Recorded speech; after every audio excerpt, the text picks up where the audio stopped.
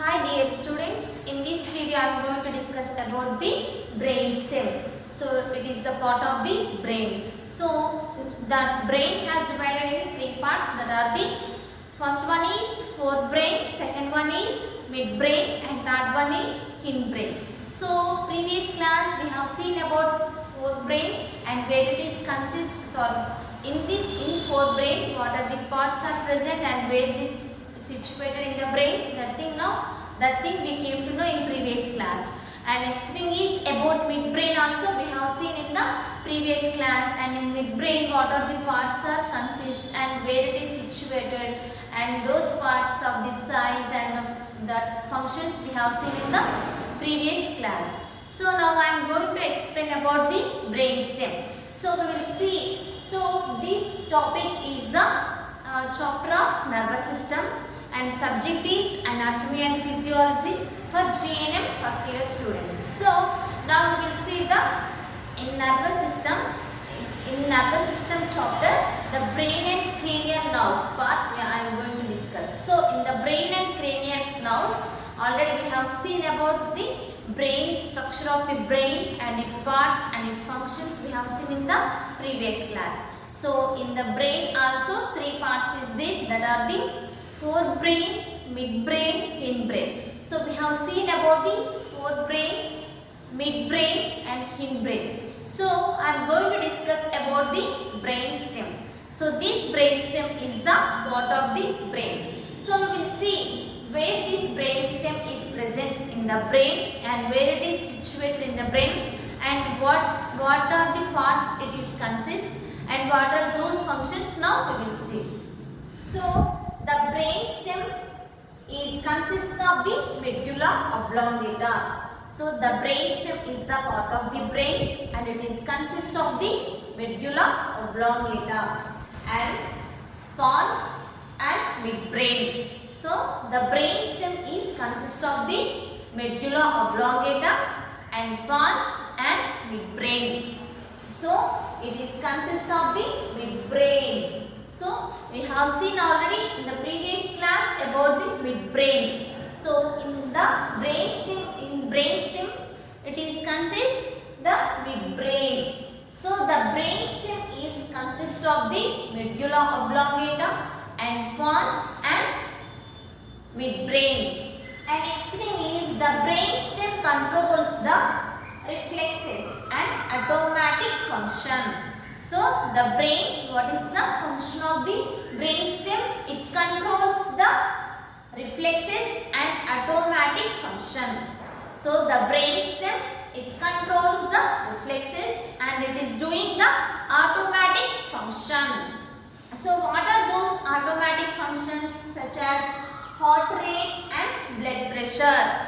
So heart rate and blood pressure and limb movements and visceral function and limb movements and visceral function, like a digestion and urination.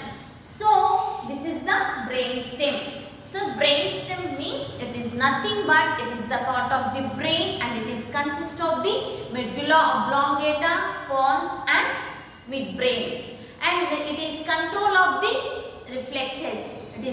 This brain stem is controlling the reflexes, and not only the reflexes, it is doing automatic function such as heart rate, blood pressure, and next one is limb movements, and next one is visceral function like a digestion, urination. So this is the brain stem. So this brain stem is the part of the brain and it is consist of the medulla oblongata, pons and midbrain. So now we came to know that what is mean by brain stem and where it is. So what are the parts it consists and what are those parts functions we have seen. So next we will see the medulla oblongata. So already we have seen in the brain stem it is consisting the medulla oblongata. So we will see where this medulla oblongata is situated in the brain and what are the function of this medulla oblongata we will see. So this medulla oblongata, it is the lowest part of the brain. So this medulla oblongata is the lowest part of the brain stem. So this medulla oblongata is the lowest part of the brain stem. Below it is continuous as spinal cord. So it is the lowest part of the brain stem, and below it what it is there? Spinal cord. So below this medulla oblongata there is a presence of spinal cord. And next one is, it is about 2.5 centimeter long. And what is the how much long it is there? This is the about 2.5 centimeters. 2.5 centimeter. So this medulla oblongata is the lowest part of the brain stem, and it is continuous as a spinal cord. And below that medulla oblongata there is a presence of spinal cord, and the length is 2.5 centimeter. Length is 2.5 centimeter long. So this is the medulla oblongata. And next thing is, it is anterior and posterior surfaces are marked by central fissure. So this part of the anterior and posterior surfaces are marked by central fissures. So in the previous class we have seen about the fissures. So the fissures where it is present and between which part it will be present. So that thing we have seen in the previous class. So here also the fissures are where it is, the central fissures are marked in the medulla oblongata. It is anterior and posterior surface are marked by central fissure. And next one is outer aspect of white matter. Outer aspect of white matter which passes between brain and spinal cord, and gray matter lies centrally. So outer aspect of white matter. And next thing is, which passes between brain and spinal cord, and gray matter lies centrally. So this is the medulla oblongata. So here we are seeing that this medulla oblongata, it is the lowest part of the brain stem, and it is continuous as a spinal cord, and the length is 2.5 centimeter above. And next one is, it is anterior posterior surface are marked by central fissure. And this, how the gray matter and white matter are present here, like the outer aspect of white matter. Outer aspect of white matter which passes between brain and spinal cord, and gray matter lies centrally. So these are the things we can see in the medulla oblongata. So next thing is, some cells constitute relay station. So some cells constitute relay station. For what? For sensory nerve passing from spinal cord to the cerebrum. In the medulla oblongata, some cells constitute relay station for sensory nerve passing from spinal cord to the cerebrum. Here the sensory nerve passing from where to where? From spinal cord to the cerebrum. So it is including in the medulla oblongata. So some cells constitute relay station for what? For sensory nerve passing from spinal cord to cerebrum. So it is the part of the medulla oblongata. And next one is, it consists of respiratory and cardiac and vasomotor centers. So this medulla oblongata, what it consists? It consists of the respiratory and cardiac and vasomotor centers. So this medulla oblongata is consisting the respiratory center, cardiac center and vasomotor center. So these all those things are the including in the medulla oblongata. So now we came to know that this medulla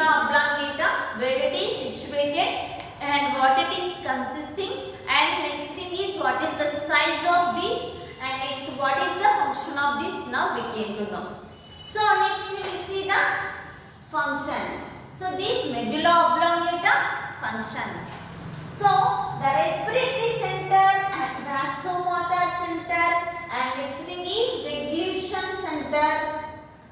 So here we can see so many functions are there in this medulla oblongata. First one is respiratory center. So in this respiratory center, what is the function of the medulla oblongata? We see. So dorsal and ventral group of neurons. Dorsal and ventral group of neurons from the medullary respiratory centers. From the medullary respiratory centers, which maintain normal rhythmic respiration. Which maintain normal rhythmic respiration. It is maintaining normal rhythmic respiration, that is including in the respiratory center. It is the function of the medulla oblongata. So in this medulla oblongata, the function is respiratory center, and in this respiratory center, the part of the dorsal and ventral group of neurons.